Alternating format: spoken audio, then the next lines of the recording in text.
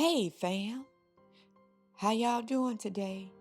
Happy New Year and welcome back to History Highlights with Laney. In this video, we will highlight New Orleans Massacre of 1866. On July 30th, 1866, during the turbulent Reconstruction era after the Civil War, white resistance to African American citizenship turns violent in New Orleans when a white mob kills dozens of African Americans gathering to support a political meeting.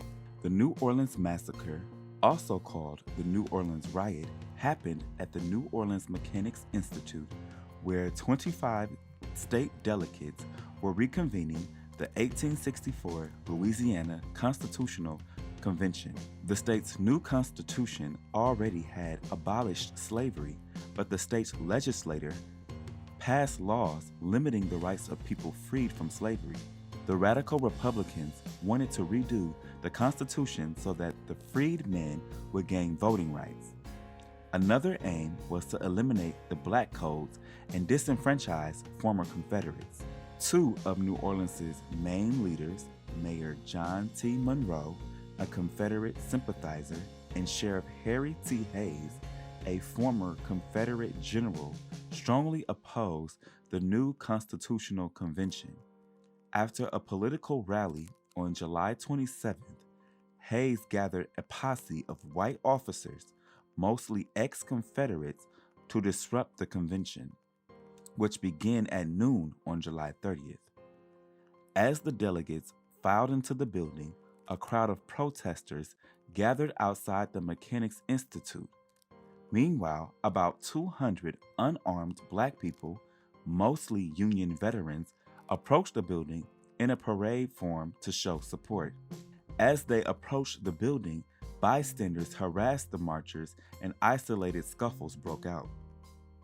When Hayes and his men arrived at the scene, things turned deadly. Officers fired into the crowd, and while some marchers fled into the Mechanics Institute, many others were massacred there on the street. Accounts of casualties vary, but a National Park Service article reports that 34 African Americans were killed and 119 were wounded. 3 of the white delegates were killed and 17 were wounded.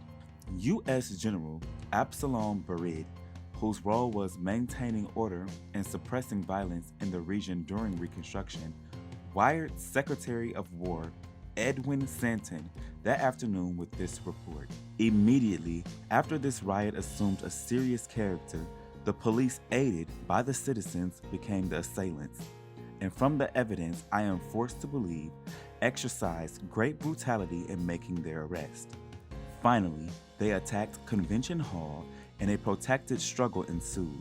The people inside the hall gave up, some who were surrendered, and were attacked afterward and brutally treated. General Philip Sheridan, reporting to the War Department, said that delegates and peaceful supporters got hit with firearms, guns, and knives in a manner so unnecessary and atrocious as to compel me to say that it was murder. It was no riot, Sheridan said. It was an absolute massacre by the police without the shadow of a necessity. The tragedy in New Orleans and previously in Memphis, where a similar deadly riot happened in early May of 1866, led to major changes in the country's Reconstruction policy.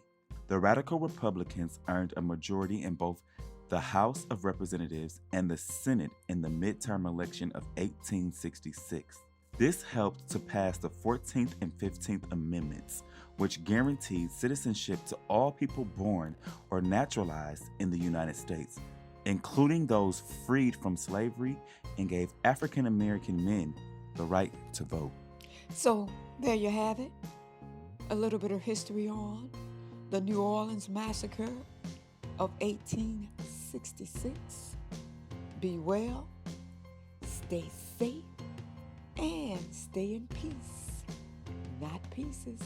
It's a new year, and it's time for a new word. Word of the year is forward, forward, forward. Love y'all, fam. See you soon.